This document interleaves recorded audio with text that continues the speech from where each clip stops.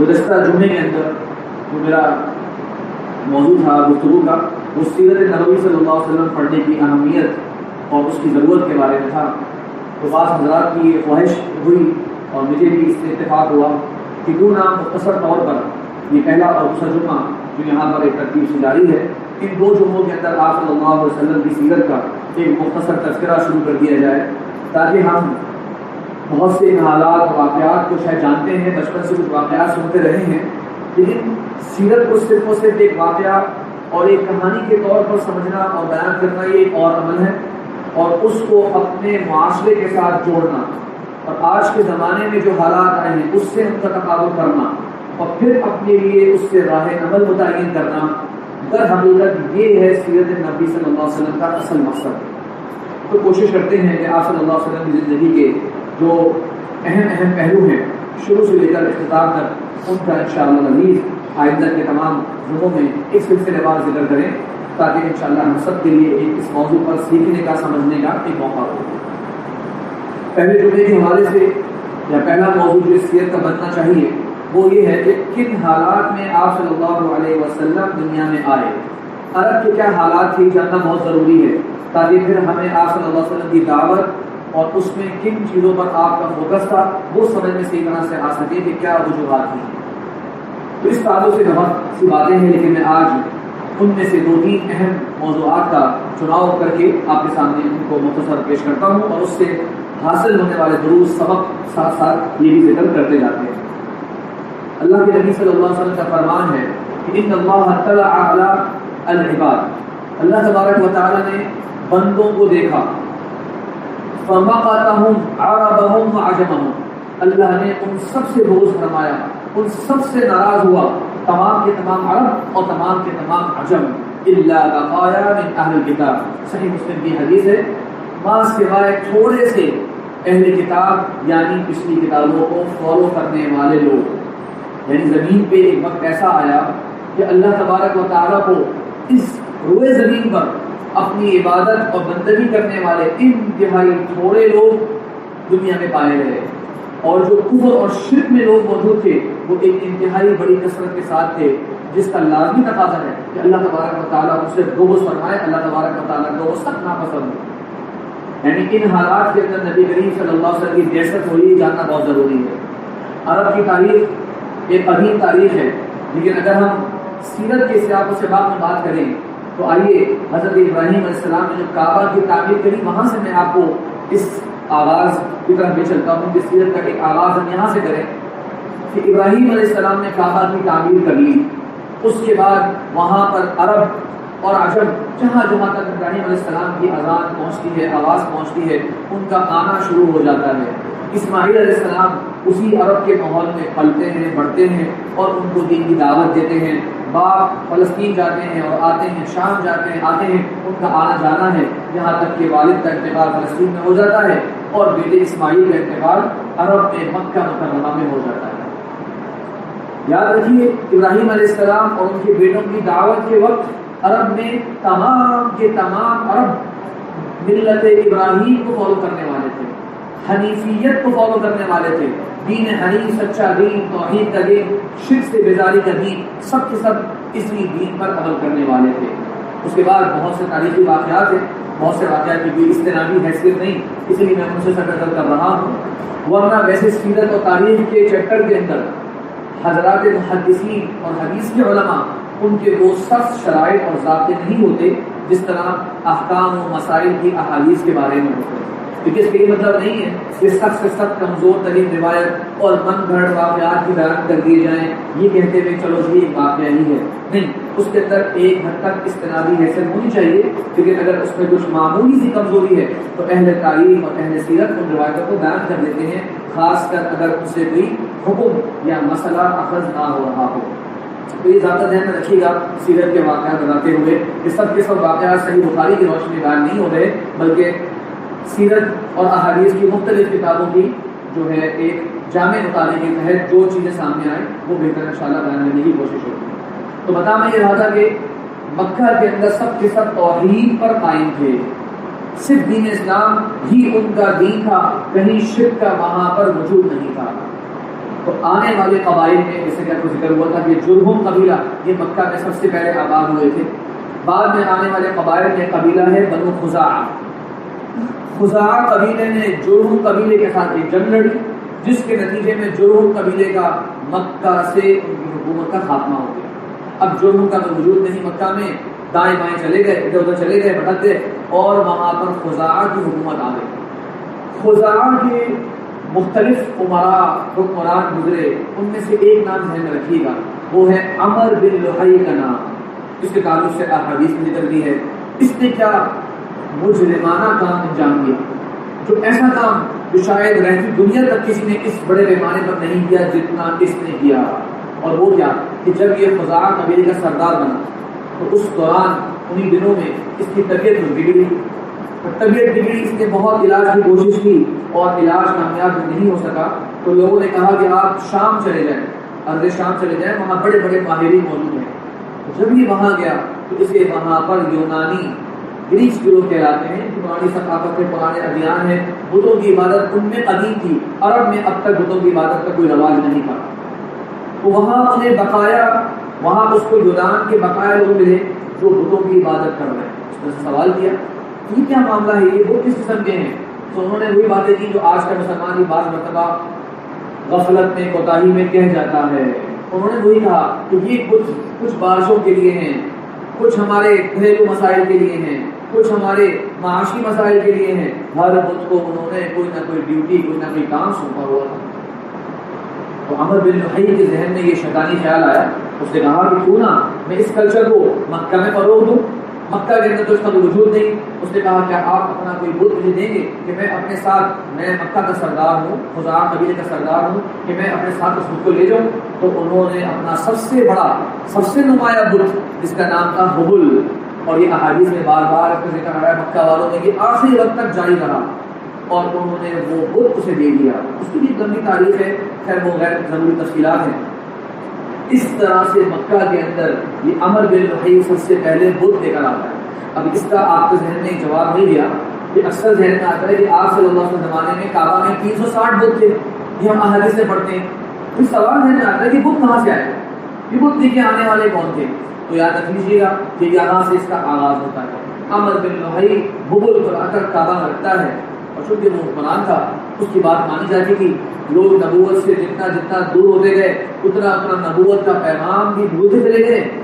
اور جب اس نے کہا کہ جناب ایک بڑی طاقتور قوم وہ اس کی عبادت کرتے ہیں، اس سے یہ کچھ مانگتے ہیں، تم بھی آئندہ سے یہی کچھ کیا کرو. تو مکہ کے اندر کعبہ میں لا کر یہ بت رکھ دیا گیا. اور اس طرح اس نے کہا کہ تم جب طواف کر رہے ہو تو ساتھ میں اس کے بھی کچھ نہ کچھ تعظیم کی باتیں کر لیا کرنا، یا اس کو بھی کچھ سلام کر لیا کرنا وغیرہ وغیرہ. اس طرح سے بتوں کی عبادت کا آغاز مکہ میں ہوتا ہے. اب جب بڑے قبیلے جو مکہ کے اندر جن کی حکومت ہے، چھوٹے قبائل ظاہر ان کو فالو کریں گے، چھوٹے قبائل ظاہر ہے ان کے نقشے قدم پہ چلنے کی کوشش کریں گے. تو چھوٹے چھوٹے قبائل کے لوگ آنا شروع ہوئے مکہ مکرمہ، تو دیکھا بھائی ایک بت موجود ہے، کیا ماجرا ہے بتا دیا گیا. تو کہا کیوں نہ ہم بھی ایک اپنے قبیلے کا بت لا کر کعبہ میں رکھ دیں.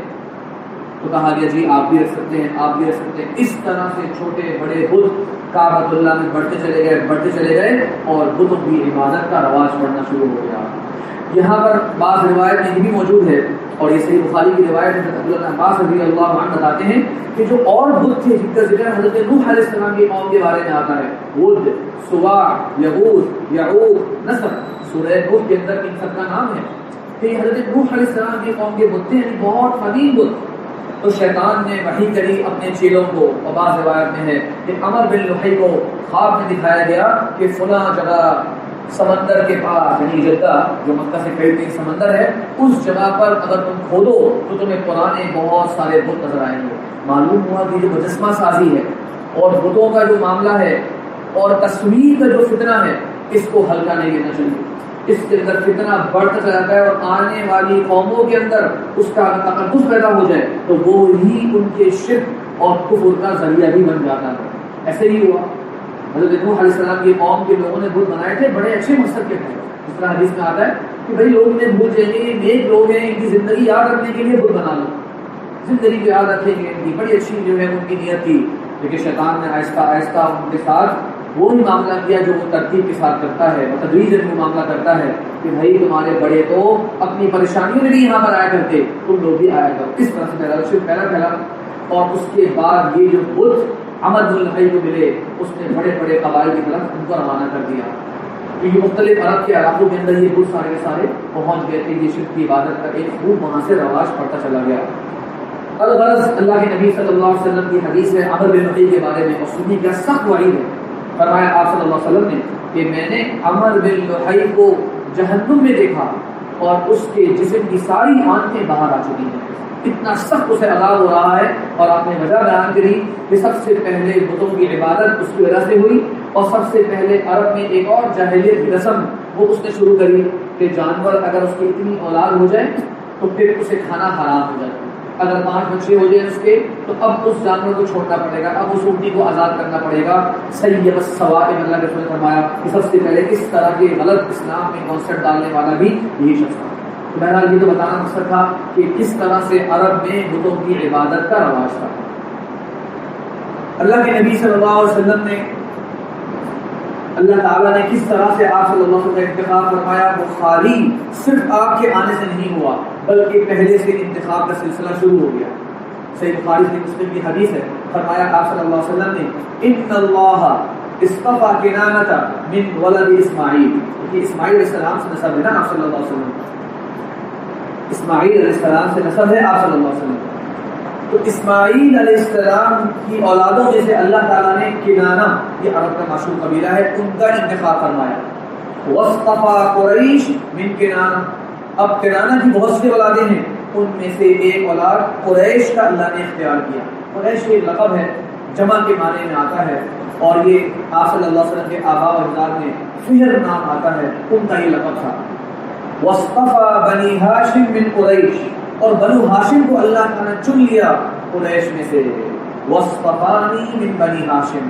اور مجھے چن لیا بنو ہاشم کی اولاد میں سے.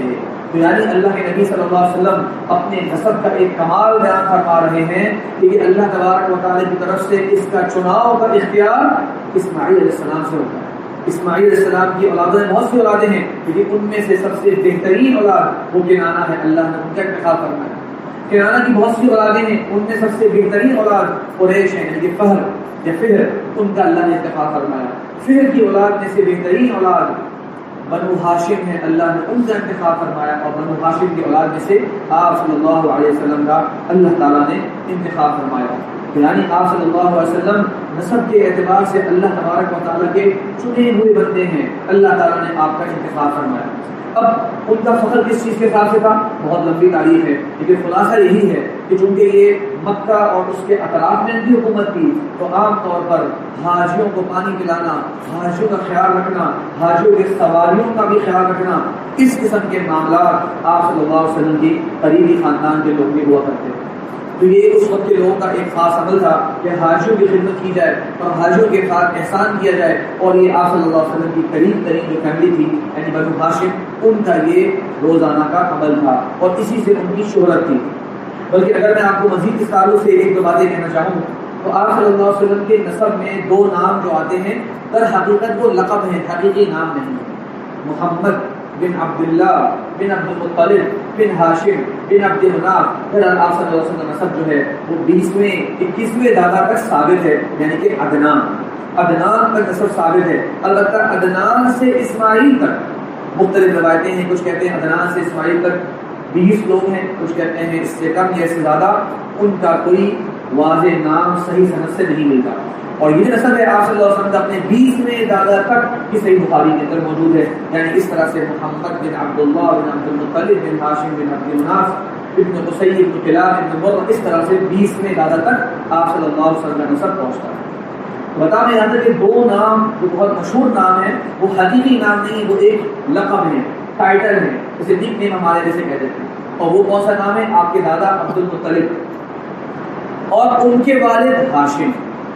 پہلے بات کرتے ہیں ہاشم. جو ہاشم ہے عربی زبان میں ہاشم کہتے ہیں توڑنے والا. تو یہ ہاشم کا ایک عمل تھا کہ یہ حاجیوں کو روٹیاں توڑ کر ایک خاص قسم کا کھانا پیش کیا کرتے ہیں. تو عرب میں ان کی ثقافت اور ان کی حاجیوں کی اس خدمت کی وجہ سے ان کا نام پڑ گیا ہاشم، ورنہ ان کا نام تھا عمر، اصل نام ان کا عمر ہے. اور ان کے بیٹے عبد المطلب، یہ ان کا اصل نام تھا شیبہ۔ شیبہ کہتے ہیں عربی زبان میں بوڑھے کو، تو بعض روایت میں آتا ہے جب یہ پیدا ہوئے تو ان کے بعد اسی وقت سے سفید تھے تو ان کا نام ہی بوڑھا یعنی کہ شیبہ نام پڑ گیا۔ تو عبد المطلب کیسے نام پڑا؟ ہاشم کا سگا بھائی ہے مطلب، ہاشم کا سگا بھائی ہے مطلب۔ ہاشم کا انتقال ہو جاتا ہے آج کے زمانے میں جو غزہ ہے فلسطین، اس شہر میں۔ بھائی مطلب تو معلوم ہوا کہ ہاشم کا انتقال ہو گیا ہے، لیکن ان کی آل و اولاد وہیں موجود ہیں، تو لینے کے لیے وہ چلے جاتے ہیں کہاں؟ شام۔ جب واپس آتے ہیں تو بھائی کے بیٹے اپنے بھتیجے کو اپنے پیچھے بٹھایا ہوا ہے، شیبہ کو اپنے پیچھے بٹھایا ہوا ہے۔ عرب کا ایک رواج تھا کہ جب ایک شخص سفر سے واپس آتا تو اگر سفر میں کسی غلام یا لونڈی کو خریدتا تو اسے پیچھے بٹھاتا، تو لوگ سمجھے کہ مطلب نے سفر میں ایک غلام خریدا ہے، جو کہ در حقیقت ان کا بھتیجا تھا شیبہ۔ تو لوگوں نے نام پڑ گیا عبد المطلب یعنی مطلب کا غلام، جبکہ مطلب شیبہ کے نزدیک کا چچا ہیں اور شیبہ جو ہے وہ مطلب کا بھتیجا ہے، لیکن لوگوں میں یہ نام وہاں سے عبد المطلب پڑ گیا۔ پھر اب یہ فائدے کی بات کہ آپ صلی اللہ علیہ وسلم کے نسب میں یہ جو نام آتے ہیں عبد المطلب بن ہاشم، ان کا اصل عبد المطلب کا نام شیبہ ہے اور ہاشم کا اصل نام عمر ہے۔ اس کے علاوہ ایک واقعہ جو آپ صلی اللہ علیہ وسلم کی پیدائش سے پہلے میں ذکر کرنا چاہتا ہوں، مختصر اشارہ کرنا چاہتا ہوں، بہت مشہور واقعہ ہے، آپ سب نے سنا ہوا ہے، ہاتھی والوں کا واقعہ، اصحاب الفیل کا واقعہ، لیکن اس کی وجہ کیا نہیں یہ اکثر لوگوں سے مخفی رہ جاتی ہے۔ مطلب ابرہہ کے بارے میں ہم جانتے ہیں کہ وہ پورا ہاتھیوں کا لشکر لے کر کعبہ کو توڑنے تو آیا، لیکن آیا کیوں؟ کیا اس کو پریشانی تھی کعبہ کے ساتھ؟ اس میں مختلف باتیں ہیں۔ خلاصہ اس بات کا یہ ہے کہ ابرہہ حاکم مقرر تھا نجاشی کی طرف سے۔ نجاشی جو حبشہ ایبیسینیا جسے آج آپ کہتے ہیں ایتھوپیا، اس پورے خطے کا بادشاہ تھا۔ اور یاد رکھیے گا نجاشی یہ ایک بادشاہ کا لقب ہے، یعنی جس طرح ہمارے ہاں صدر، وزیر اعظم، اس طرح نجاشی ہے۔ تو صدر وزیر اعظم بہت سارے لوگ ہو سکتے ہیں، اسی طرح نجاشی بھی بہت سارے ہیں، کوئی ایک شخص نجاشی نہیں ہے۔ جو آپ صلی اللہ علیہ وسلم پر ایمان لے آیا تھا ان کا نام تھا اصحمہ، جن کا جنازہ پڑھایا تھا آپ صلی اللہ علیہ وسلم نے، ان کا نام تھا اصحمہ۔ اور لقب ٹائٹل جو پورے کے پورے حبشہ کا بادشاہ ہوا کرتا تھا اس کا نجاشی ہوا کرتا۔ خیر، وہ نجاشی کے ماتحت یمن کا علاقہ بھی آتا، تو یہ ابرہہ اصل میں گورنر تھا یمن کا اور یہ تابع تھا نجاشی کی حکومت کے۔ اس سے غلطی ہوئی نجاشی کے حق میں، اس نے اس کا مداوع کرنا چاہا، اپنے رعایا سے کہا کیسے میں اس غلطی کا مداوع کروں؟ تو لوگوں نے مشورہ دیا کہ جس طرح سے عرب لوگ مکہ میں جا کر کعبہ کا طواف کرتے ہیں، اس گھر کی بڑی تعظیم کرتے ہیں، آپ بھی اس طرح کا ایک کنیسہ بنا لیجیے نجاشی کے نام کا، اور عرب سے کہیے کہ یہاں پر آ کر طواف کیا کرو، اس کو چھوڑ دو اور یہاں پر آ کر طواف کیا کرو۔ اس نے ایسے ہی کیا، محل بنا دیا، لیکن کوئی بھی عربی وہاں نہیں آ رہا۔ انہیں کیا معلوم کہ مکہ کی کیا تقدس، کیا تعظیم ہے، وہ سمجھے بس کسی بھی جگہ کا یہ لوگ اس طرح چکر لگا لیں گے تو یہاں بھی آنا شروع کر دیں گے یمن۔ جب کوئی نہیں آئے اسے بتایا گیا جب تک کہ وہ گھر موجود ہے یہ یہاں پر نہیں آنے والے، تو یہ وجہ بنی۔ تو اس نے کہا چلو میں جا کر کے اس کو ختم کر دیتا ہوں تاکہ عرب لوگ یہاں آنا شروع ہو جائیں۔ وہ بھی لمبا مکالمہ ہے، صحیح احادیث میں آتا ہے کہ جب یہ ہاتھیوں کا لشکر لے کر مکہ پہنچا، اور ایک منٹ کے لیے سوچنے کی بات ہے کہ ہاتھیوں کا لشکر، ہمارے یہاں پہ بھی آج کے زمانے میں ہاتھی ہوتے ہیں، ہم جانتے ہیں اس کو سنبھالنا اور دیکھنا کتنا مشکل کام ہے، اور وہ ایک صحرائی سرزمین کو پورا کا پورا کراس کر رہا ہے، یمن سے لے کر مکہ تک کا 1000 کلومیٹر سے اوپر کا سفر ہے، وہ پورا کا پورا یہ ہاتھی طے کر رہے ہیں اتنی بڑی تعداد میں، جس سے اندازہ ہوتا ہے کہ کتنی ترقیاں ہوا کرتی تھی، کتنے ان کے خادم ہوتے ہوں گے، کتنا ان کے کھانے پینے کا بندوبست کرنے کے لیے بھی ساتھ میں لشکر روانہ ہوا ہوتا ہوگا، یہ سب کچھ ہوتا گیا۔ خیر جب یہ مکہ پہنچا تو اس نے دیکھا کہ وہاں پر تو بڑی ساری چیزیں گزر رہی۔ ایک جگہ اس نے اپنا خیمہ لگایا، ابرہہ الحبشی، یہ جو پورا نام ہے، حبشہ کا تھا یہ بھی، ابرہہ الحبشی۔ جب اس نے اپنا خیمہ لگایا تو اس نے کہا اپنے لوگوں سے جاؤ چیک کر آؤ کیا ہو رہا ہے مکہ میں۔ تو لوگوں نے کہا یہاں تو بس اونٹ چل رہے ہیں اور کوئی خاص ایکٹیویٹی نہیں آ رہی۔ اس نے کہا جا کے سارے اونٹ جمع کر کے میرے پاس لے آؤ۔ تو تقریباً 200 اونٹ تھے۔ کچھ ہی دیر گزری ایک سے کہا گیا کہ مکہ کا سردار آپ سے ملنے آیا ہے، اور یہ سردار کون تھے اس وقت؟ آپ صلی اللہ علیہ وسلم کے دادا عبد المطلب، یہ مکہ کے سردار ملنے کے لیے آئے۔ تو یہ سمجھا کہ میرے ساتھ کوئی مذاکرات کرنے کے لیے آئے ہیں، کسی طرح مجھے واپس جانے پر مجبور کرے۔ جب خیمے میں داخل ہوئے تو حدیث میں آتا ہے کہ ابرہہ نے یہ نہیں چاہا کہ انہیں اپنے ساتھ بٹھائے، لیکن ان کی بزرگی کا احترام کرتے ہوئے نیچے اترا اور ان کے سامنے بیٹھ گیا۔ کہا فرمائیے کیسے آنا ہو؟ کہا کہ آپ کے لوگوں نے ہمارے 200 اونٹ جو ہے وہ ہتھیاری ہیں، میں ان کا تقاضا کرنے آیا ہوں کہ انہیں آزاد کر دوں۔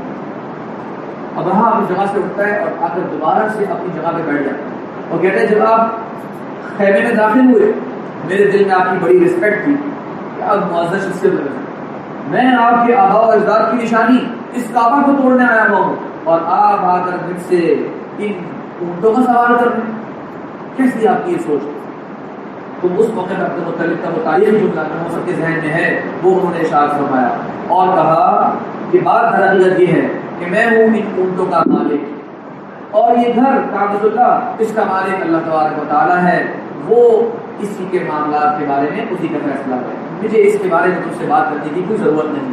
بہرحال اس نے کہا کہ اپنے عرب سے کہہ دیجیے کہ میرا ان سے گزرنا نہیں، میں اس گھر کو توڑوں گا اور واپس چلے جاؤں گا۔ صبح ہوتی ہے اور وہ اپنے ہاتھی، جس کا نام بھی روایت میں آتا ہے محمود، اس کو لے کر آگے بڑھتا ہے اور وہ ہاتھی کعبہ کے قریب پہنچ کر ٹھہر جاتا ہے اور رک جاتا ہے۔ اس کو آگے بڑھاتے ہیں، آگے نہیں بڑھتا، دائیں بائیں کرتے ہیں، چلنا شروع ہو جاتا ہے۔ یہ اللہ کی طرف سے گویا ایک آخری وارننگ کہ اس موقع پر شاید سمجھ لیں کہ ابھی بھی واپس جانے کا امکان موجود ہے، دائیں بائیں ہونے کا امکان موجود ہے، لیکن یہ اپنی ضد اور عناد میں آگے بڑھنے پر مصر رہا۔ اس موقع پر اللہ تعالیٰ نے اس شان و شوکت والے لشکر کو رسوا کیا اپنی کمزور ترین مخلوق ایک پرندہ ابابیل کے ذریعے۔ اور یہ سورت قرآن مجید کی ہم سب کو یاد ہے، وہ اس کے بارے میں پورا کا پورا واقعہ بیان کر رہی ہے۔ الم تر کیف فعل ربک باصحاب الفیل، کیا آپ نے نہیں دیکھا کیسا عمل کیا آپ کے رب نے ہاتھی والوں کے ساتھ؟ یہاں ایک فائدے کی بات سمجھ لیں، الم تر کا مطلب ہوتا ہے کیا آپ نے نہیں دیکھا، آپ صلی اللہ علیہ وسلم اس وقت موجود نہیں ہیں۔ سمجھنے والوں نے یہ بیان کر دی کہ اس کا مطلب جو کچھ ہوا، جو کچھ آئے گا وہ آپ جانتے تھے، یہ غلط تصویر ہے۔ یہ واقعہ مکہ کا واقعہ ہے، جس سال اللہ کے نبی صلی اللہ علیہ وسلم کی پیدائش ہوئی ہے یہ اسی سال کا واقعہ ہے۔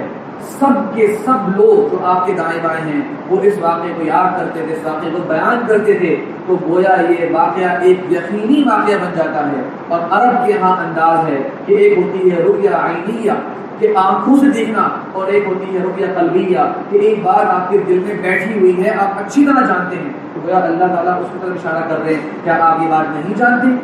کیا یہ بات آپ کے علم میں نہیں کہ کیسا معاملہ کیا آپ کے رب نے ہاتھی والوں کے ساتھ؟ یہاں پہ علم کی مراد ہے، نہ کہ یہ کہ بصری آنکھیں، کیونکہ آپ صلی اللہ علیہ وسلم اس وقت موجود ہی نہیں۔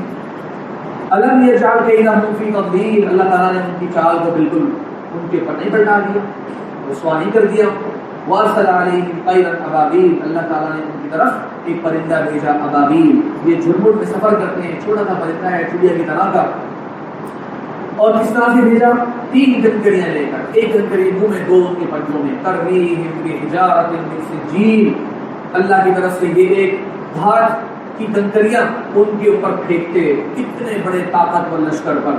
فجعلہم کعصف مأکول، اللہ تعالیٰ نے انہیں کھائے ہوئے چارے کی طرح کر دیا۔ ایک ہوتا ہے چارہ، اس کی کوئی وقت نہیں، ایک ہوتا ہے کھایا ہوا چارہ، تو جانور بھی شاید نہیں کھاتا۔ اتنے بڑے طاقتور لشکر کو اللہ تبارک و تعالیٰ نے اتنی چھوٹی سی مخلوق کے ساتھ نیست و نابود کر دیا۔ مکہ والوں کے دل میں کعبہ کی تعظیم اور بڑھ جاتی ہے، لیکن اس کے باوجود شرک کا خاتمہ نہیں ہوتا۔ اللہ کی قدرت کا ایک بہت بڑا منظر دیکھ لیتے ہیں، اس کے باوجود شرک سے توبہ نہیں کرتے۔ آخری بات، ایک شخص اس زمانے میں بھی موجود تھا جو ابراہیم علیہ السلام کے دین پر تھا، اور اس کا نام ہے زید بن عمر بن نفیل۔ ان کا ذکر اللہ کے رسول کی احادیث میں آتا ہے، آپ نے فرمایا کہ یہ اللہ کے سامنے اکیلے امت کے طور پر اٹھائے گئے۔